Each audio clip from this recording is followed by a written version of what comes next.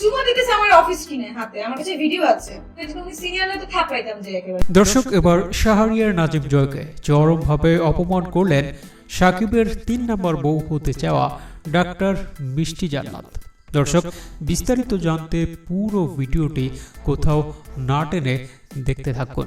ঠাস ঠাস করে চলতিক্রাম করতে গুলা মনে করেন ভদ্র হয়ে যেত। সে আমার সাথে লং ড্রাইভে ঘুরতে যেতে চায়, মেসেজ হচ্ছে এখন। মিষ্টি জান্নাত বলেন, শাহরিয়ার নাজিম জয় আমাকে চেনে। গত পরশুদিন আমাকে টেক্সট করে বলেছে, মিষ্টি কোথায় আছো, চলো লং ড্রাইভে যাই। অথচ এমন একটা ভাব নিল সে আমাকে চেনেই না। সো ওই যে একটা মেয়ে বলা কি হলো, আমি কি রাস্তার মেয়ে? এটা বলেন, মানে আমি বুঝলাম না উনি কেন ওই যে একটা মেয়ে বললো। প্যাথেটিক, এটা দুঃখজনক। মানে কি আমি দুঃখ পাই নাই আসলে, আমি হচ্ছে মানে ওদের তুমি সিনিয়র না তো থাপড়াইতাম যে একেবারে। সে যদি সিনিয়র না হতেন তাহলে তাকে ধরে থাপড়াতাম। তার প্রোগ্রামে গেলেও এমনটাই করে, অফ স্ক্রিনে চুমু দেওয়ারও চেষ্টা করে। ঠাস ঠাস করে চলতিক্রাম করতে গুলা মনে করেন ভদ্র হয়ে যেত। কারণ এইসব বেয়াদবদেরকে ভদ্র করা মানে আমার কাছে কোনো ব্যাপারই না। কারণ বেয়াদবি করে কথা বলবা ওই যে মেয়ে মানে কি, ওর কাজের আমার কাজের বউ তো ওর বাসার বউ আর যোগ্য না।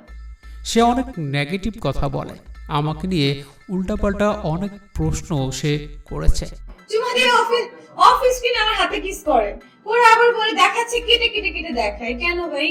সে অনেক নেগেটিভ কথা অনেক বলেছে। আরে আমার বাসার কাজের মেয়েটাও তো ওর বাসায় বউ হওয়ার যোগ্যতা নাই। সে জানে আমার ইনকাম কত। আমি এই ঈদও 30 লাখের উপরে ইনকাম করেছি। আমি তো আমার ক্লিনিকে আমি কত টাকা ইনকাম করে, মানে do you have any idea? আমি ঈদের সময় 30 লাখের উপরে ইনকাম করেছি আমার এই ক্লিনিকে। আমি এই যে ওয়াচ কিনি কই থেকে টাকা পাই? আমি তো ম্যাক্সিমাম গিফট পাই। আমি একটা ফোনও লাইফে কিনি নাই নিজের টাকা দিয়ে।